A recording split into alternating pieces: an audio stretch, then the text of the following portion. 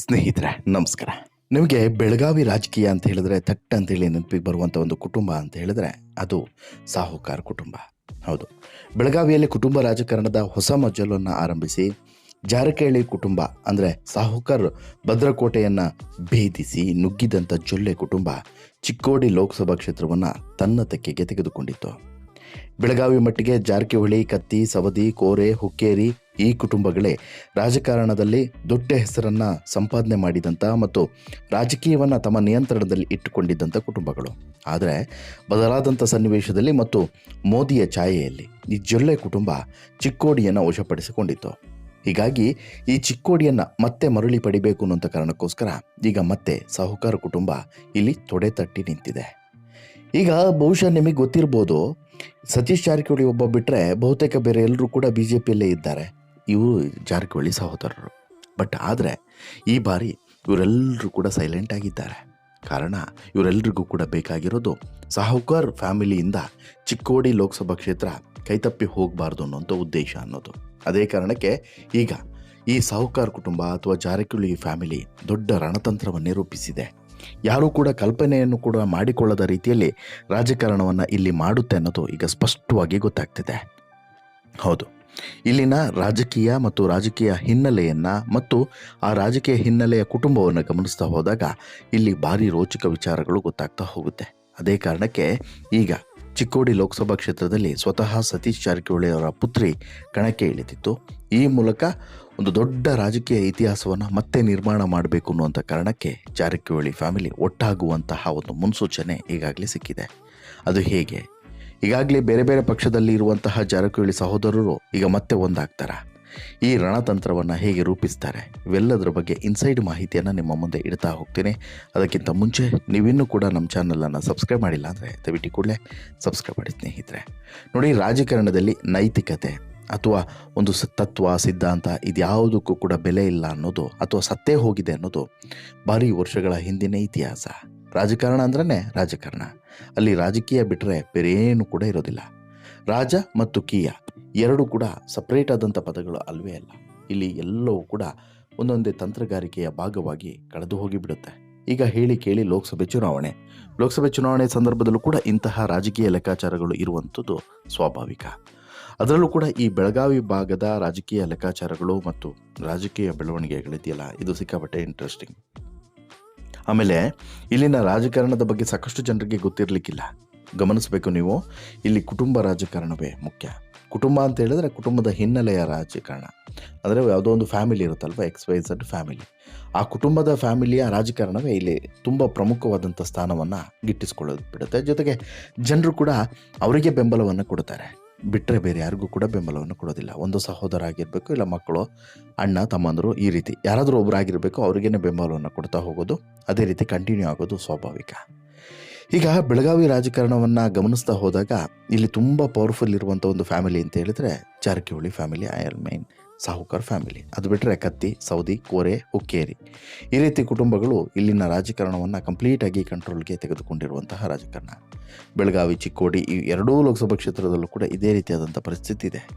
ಇನ್ನು ಕಳೆದ ಬಾರಿಯಿಂದ ಒಂದು ರೀತಿಯಲ್ಲಿ ಭಾರೀ ಸಂಚಲನಕ್ಕೆ ಕಾರಣವಾದಂಥ ಅಂಶ ಏನು ಅಂತ ಹೇಳಿದ್ರೆ ನಿಪ್ಪಾಣಿಗೆ ಶಶಿಕಲಾ ಜೊಲ್ಲೆ ಅವರು ಕಾಲಿಟ್ಟಿದ್ದು. ಅಲ್ಲಿ ಗೆಲ್ಲುವ ಮೂಲಕ ಕುಟುಂಬ ರಾಜಕಾರಣದ ಹೊಸ ಪರ್ವವನ್ನು ಶುರು ಮಾಡಿತು. 2019ರಲ್ಲಿ ತಮ್ಮ ಗಂಡ ಅಣ್ಣಾ ಸಾಹೇಬ್ ಜೊಲ್ಲೆ ಅವರಿಗೆ ಚಿಕ್ಕೋಡಿ ಲೋಕಸಭಾ ಟಿಕೆಟ್ ದಕ್ಕಿಸಿಕೊಂಡೋದು. ಅಲ್ಲಾದ ಮೇಲೆ ಕತ್ತಿ, ಜಾರಕಿಹೊಳಿ, ಹುಕ್ಕೇರಿ ಹಿಡಿತದಲ್ಲಿದ್ದಂಥ ಕ್ಷೇತ್ರದಲ್ಲಿ ತಮ್ಮ ರಾಜಕೀಯ ಜೀವನವನ್ನು ಆರಂಭಿಸಿರೋದು. ಇದು ಜೊಲ್ಲೆ ಫ್ಯಾಮಿಲಿಯ ಆರಂಭ. ಇಲ್ಲಿಂದ ಕಂಪ್ಲೀಟಾಗಿ ಚಿಕ್ಕೋಡಿಯನ್ನು ಇದೇ ಜೊಲ್ಲೆ ಫ್ಯಾಮಿಲಿ ಕಂಟ್ರೋಲ್ ಮಾಡ್ಕೊಂಡು ಬಂದಿದೆ. ಈ ಬಾರಿಯೂ ಕೂಡ ಈ ಚಿಕ್ಕೋಡಿ ಲೋಕಸಭಾ ಕ್ಷೇತ್ರದ ಟಿಕೆಟ್ ಈ ಜೊಲ್ಲೆ ಫ್ಯಾಮಿಲಿಗೆ ಆಗಿದೆ. ಹೀಗಿದ್ದರೂ ಕೂಡ ಇಲ್ಲಿ ಸಾಹುಕಾರ್ ವಿರುದ್ಧ ಸ್ಪರ್ಧೆಯನ್ನು ಮಾಡಿ ಗೆಲ್ಲೋದು ಅಷ್ಟು ಸುಲಭ ಅಲ್ಲ. ಹೀಗಾಗಿ ಸಾಹುಕಾರ್ ಬ್ರದರ್ಸ್ ಈಗ ಮತ್ತೆ ಒಂದಾಗ್ತಿದ್ದಾರೆ. ತಮ್ಮ ಜಾರಕಿಹೊಳಿ ಫ್ಯಾಮಿಲಿಗೆ ಅಥವಾ ಸಾಹುಕಾರ್ ಫ್ಯಾಮಿಲಿಗೆ ಒಂದು ರೀತಿಯಲ್ಲಿ ವಿಲನ್ ರೂಪದಲ್ಲಿ ಕಾಡ್ತಾ ಇದ್ದಂತಹ ಒಬ್ಬ ಸದಸ್ಯರಿಗೆ ಈ ರೀತಿಯಾದಂಥ ಎಚ್ಚರಿಕೆಯನ್ನು ಕೊಡುವಂತಹ ತಂತ್ರಗಾರಿಕೆಯನ್ನು ಕೂಡ ಮಾಡಿದ್ದಾರೆ ಅನ್ನೋದು ಮಾತ್ರ ಸತ್ಯ.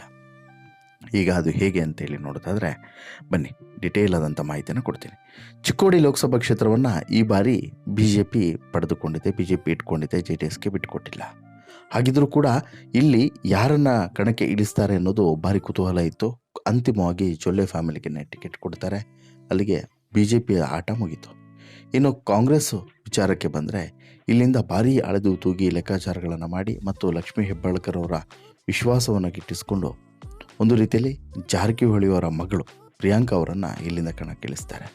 ಅದು ಯಾವಾಗ ಚಿಕ್ಕೋಡಿಯಿಂದ ಜಾರಕಿಹೊಳಿಯವರ ಮಗಳು ಕಣಕ್ಕೆ ಇಳಿತಾರೋ ಆರಂಭದ 2-3 ದಿನ ಎಲ್ಲದೂ ಕೂಡ ನಾರ್ಮಲ್ ಆಗೇ ಇರುತ್ತೆ.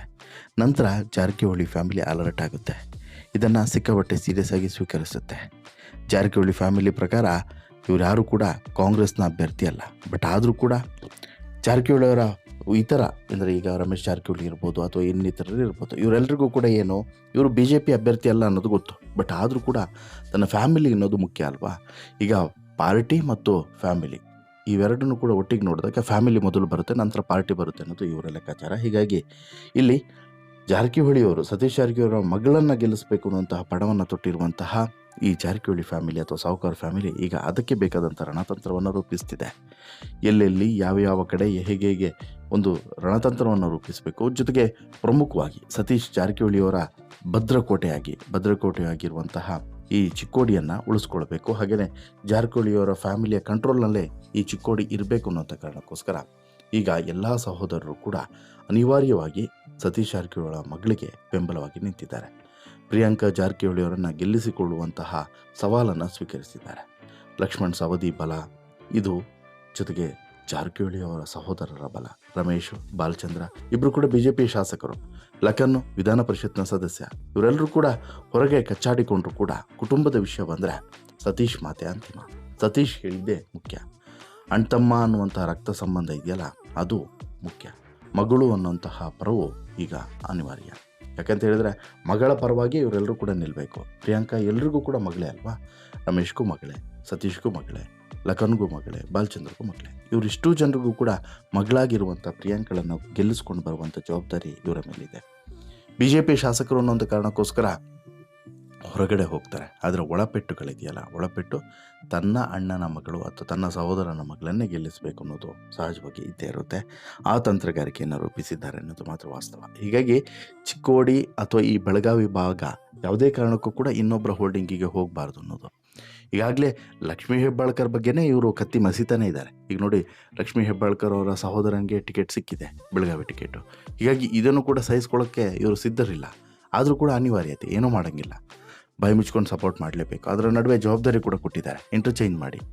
ಪ್ರಿಯಾಂಕಳನ್ನು ಗೆಲ್ಲಿಸೋದು ಇಲ್ಲಿ ಲಕ್ಷ್ಮೀ ಹೆಬ್ಬಾಳ್ಕರ್ ಜವಾಬ್ದಾರಿ ಆದರೆ ಅಟ್ ದಿ ಸೇಮ್ ಟೈಮ್ ಮೃಣಾಲನ್ನ ಗೆಲ್ಲಿಸುವಂಥದ್ದು ಸತೀಶ್ ಜಾರಕಿಹೊಳಿ ಅವರ ಜವಾಬ್ದಾರಿ ಅಂತೇಳಿ ಇಂಟರ್ಚೇಂಜ್ ಮಾಡಿ ಜವಾಬ್ದಾರಿಯನ್ನು ಕೊಟ್ಟಿದ್ದಾರೆ. ಹೀಗಾಗಿ ಈ ಎಲ್ಲ ಲೆಕ್ಕಾಚಾರಗಳ ನಡುವೆ ಮತ್ತು ಅಂತಿಮವಾಗಿ ಈ ಜಾರಕಿಹೊಳಿ ಫ್ಯಾಮಿಲಿ ಅನ್ನುವಂಥ ಪ್ರತಿಷ್ಠೆಯ ನಡುವೆ ಇಲ್ಲಿ ಪ್ರಿಯಾಂಕಾ ಜಾರಕಿಹೊಳಿ ಅವರನ್ನು ಗೆಲ್ಲಿಸುವಂಥ ಜವಾಬ್ದಾರಿಯನ್ನು ಜಾರಕಿಹೊಳಿ ಸಹೋದರರು, ಸಾಹುಕಾರ್ ಬ್ರದರ್ಸ್ ಸ್ವೀಕರಿಸಿದ್ದಾರೆ. ಇದು ಎಷ್ಟರ ಮಟ್ಟಿಗೆ ಯಶಸ್ಸು ಆಗುತ್ತೆ, ಯಾವ ರೀತಿ ವರ್ಕೌಟ್ ಆಗುತ್ತೆ ಅನ್ನೋದು ಮಾತ್ರ ಈಗಿರುವಂಥ ಕುತೂಹಲ. ನಿಮಗೇನು ಅನಿಸುತ್ತೆ ಸ್ನೇಹಿತರೆ ಈ ಕುಟುಂಬ ಕದನದ ಬಗ್ಗೆ ನಿಮ್ಮ ಅಭಿಪ್ರಾಯ ಏನು? ದಯವಿಟ್ಟು ಕಮೆಂಟ್ ಮಾಡಿ ತಿಳಿಸಿ. ಜೊತೆಗೆ ಈ ಸ್ಟೋರಿ ಇಷ್ಟ ಆಯಿತು ಅಂತ ಹೇಳಿದ್ರೆ ಲೈಕ್ ಮಾಡಿ, ಶೇರ್ ಮಾಡಿ, ಚಾನಲ್ಗೆ ಸಬ್ಸ್ಕ್ರೈಬ್ ಆಗೋದನ್ನು ಮರಿಬೇಡಿ. ಧನ್ಯವಾದ.